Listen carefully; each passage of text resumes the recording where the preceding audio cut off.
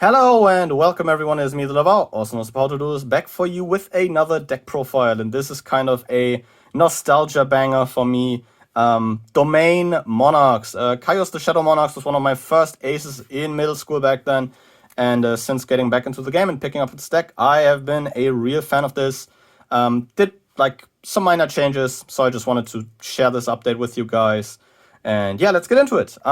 Starting off, the main deck are 3 copies of Erebus, the Underworld Monarch. On tribute summon, this guy lets you send 2 Monarch spells and traps with different names from hand or deck to the graveyard, and if you do, you shuffle a card from your opponent's hand at random from the graveyard or the side of the field into the deck. Rather nice removal. One of the better turn 1 tribute summons you have, as getting your opponent 1 card out of the hand is rather nice. And also, while this guy is in the graveyard, during either player's main phase, you can discard a Monarch spell trap and then target a monster with the Monarch stat line of 2400 or more attack and 1000 defense to your hand. So Erebus is absolutely awesome. Then, I guess, his counterpart, Ether, the Heavenly Monarch. If she's tribute summoned, you can send 2 Monarch spells and traps with different names from hand or deck to grave, and if you do, you special summon a monster with the Monarch stat line of 2400 and more attack. And 1000 defense from your deck, but return it to the hand in the end phase. And also during your opponent's main phase, if she's in your hand, you can banish a Monarch spell or trap from grave, and after this resolve, tribute summon this card. Really nice effect, allows you to, on the opponent's turn, tribute summon for her, and then also grab a Select Lair from the deck, which you are playing instead of Caius, to interrupt your opponent from playing. Rather nice, rather nice. Then 1 Monarch I'm playing just for the fun of it. 1 Mobius, just as some nice searchable spell trap removal. You can probably cut this guy, but I just really like having him. Then, as previously mentioned, the Ether target we're playing, 1 copy of Select Lair, the Luminous Lunar Dragon. During the main phase, the important part about this guy is that during the main phase you can quick effect target a monster the opponent controls with less attack than itself. Less or equal attack, that is. Return this to the hand, and if you do, you take control of the opponent's monster. Rather lovely effect, gives you a very neat interruption that doesn't produce the opponent as much advantage as Caius would. Then, moving into the lineup of Squires. Of course, playing 3 copies of Edea, the Heavenly Squire. If she hits the board, you are able to summon another Squire, or a monster with 800 attack and 1000 defense from the deck, except herself. Locks you out of the extra deck for the rest of the turn, but that's not a big deal as you're not playing an extra deck with this. And the cool part about her is that if she is sent to the graveyard, you can target one of your banished Monarch spells and traps, add that target to your hand. Gives you very neat ways to like recover a potentially banished Pantheism and other stuff you might be banishing. Very nice, very nice. Her counterpart, 3 copies of Eidos, the Underworld Squire. If this guy hits the board, you get an additional tribute summon in addition to your normal summon or set this turn. And he is also able to banish himself from the graveyard to target another Squire in the grave or a monster with 800 attack and 1000 defense and special summon it, which is rather nice. Gives you some good grind game as resolving Edea. Also gives you the possibility of like banishing Eidos on a follow-up, resummoning Edea, and then getting that going again, as Edea can just grab another Eidos from the deck, which gives you a rather nice loop for some good tribute material. Playing 1 Mithra, the Thunder Vessel, just as an additional name and as an additional like way to tribute stuff. If she's in your hand, you can special summon her. Your opponent gets a token, but you do have a very easy way to get tribute material onto the field that way.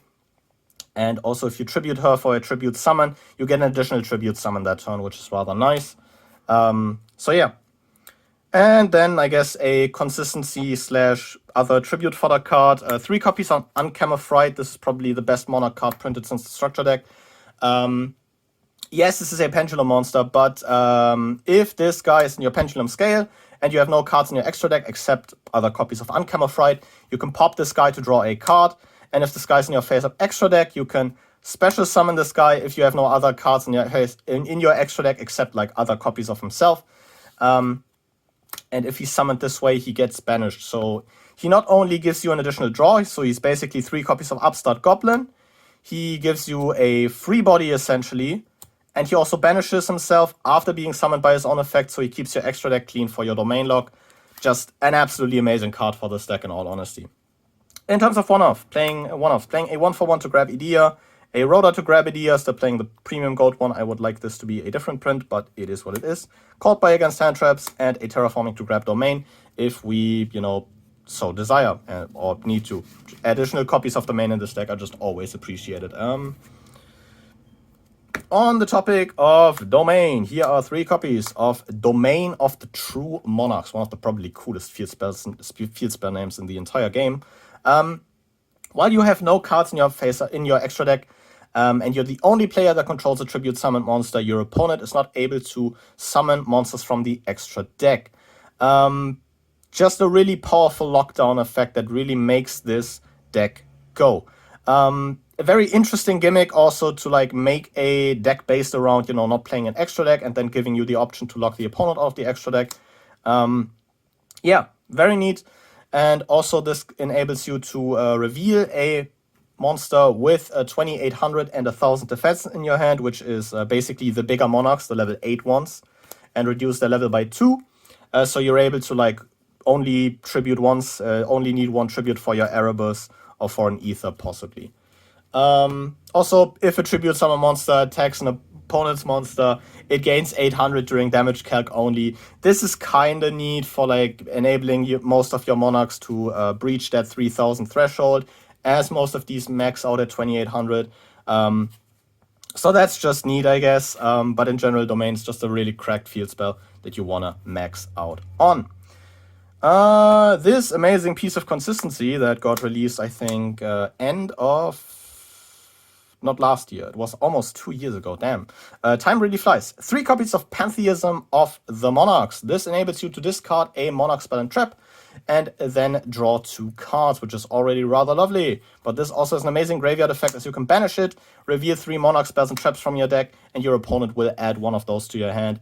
Really sick consistency piece, also makes it so that tribute summoning either Erebus or Ether turn 1 gives you a live Domain, as you can send this for their effect, banish this, and then add Domain, which is rather nice. So yeah, makes at least one portion of the deck less draw dependent, which is rather nice because Monarchs do have that problem of bricking. Then playing 3 copies of Return of the Monarchs. I decided to max out on this mainly because of Master Duel reasons, because I was playing a very scuffed Monarch deck in the NNR event. This locks you out of special summoning from the extra deck, but if you tribute summon a monster, you are able to add a Monarch with a different name from your deck to your hand. Either a monster with 2400 attack or 1000 defense, or a monster with 2800 attack and 1000 defense. Just a really nice consistency piece. Gives you follow-up options. If you tribute summon Erebus turn 1 and had this on the field, you were able to grab an Ether for the opponent's turn, so you are able to, tribute summon Ether on the opponent's turn, because you contribute both by only tributing 1 tribute summon monster. So that is rather neat. So yeah, Return's kind of great for that. And I'm glad I maxed out on it finally, I guess. 3 copies of Tenacity. This enables you to reveal a Monarch from hand, or a monster with 2400 attack and 1000 defense, or 2800 attack and 1000 defense, and add a Monarch spell or trap from deck to hand. This is your most easy, spot searching you have. Very sick card. Want to max out on it, obviously. Then we have 3 copies of the Monarch's Stormforth. This is a quick play spell that enables you to, once during this turn, if you would tribute a monster for the tribute summon for a tribute summon, you can tribute a monster your opponent controls instead, which is rather nice because this way, if you, were to tribute summon Ether on your opponent's turn, if you flip a Stormforth in there, draw a standby phase, you not only have this Stormforth in the grave to banish to tribute summon Ether, but you can also tribute one of your opponent's monsters for Ether, which gives you an additional layer of interruption on the opponent's turn, which is rather neat. Yeah, just a really great card for that. Also going second, this is of course kind of neat, because if it goes through, because your opponent doesn't have a spell negate, you're able to Stormforth and then tribute one of your opponent's monsters away for one of your monarchs, which is kind of neat, I guess. So yeah, that's just cool. Capping off the main deck, 3 copies of the Prime Monarch. This on field, once per turn, allows you to target 2 monarch spells and traps in your grave, shuffle both into the deck to draw 1. Just some very nice recursion to get, additional spells back into your deck that you potentially milled off of your Erebus or Ether to, replenish those playsets for those searches of Pantheism. Also, if this is in your graveyard, you can banish another Monarch spell or trap from your graveyard to special summon this as a light fairy level 5 with 1000 attack and 2400 defense. Gives you some neat options for, tribute setup, as you can, that's also why you're maxing out on this, because pitching this off Pantheism is rather nice, since it gives you a body to work with. Yeah. But that already is about it. Not a lot to talk about with, only playing a main deck of 40 cards. But in general, just a really fun deck, I think. Monarchs do have those insane problem of bricking, as in most cases you are forced to see a tribute fodder plus one of your big monarchs. But if the deck goes off, it's just a very consistent, a very nice engine that has some really decent grind game behind it. And yeah. Also, the art's just insanely cool. But yeah, with all that out of the way, leave your thoughts down in the comments below. And with all that, I will thank you guys very much for watching. See you guys again next time. But until then, goodbye.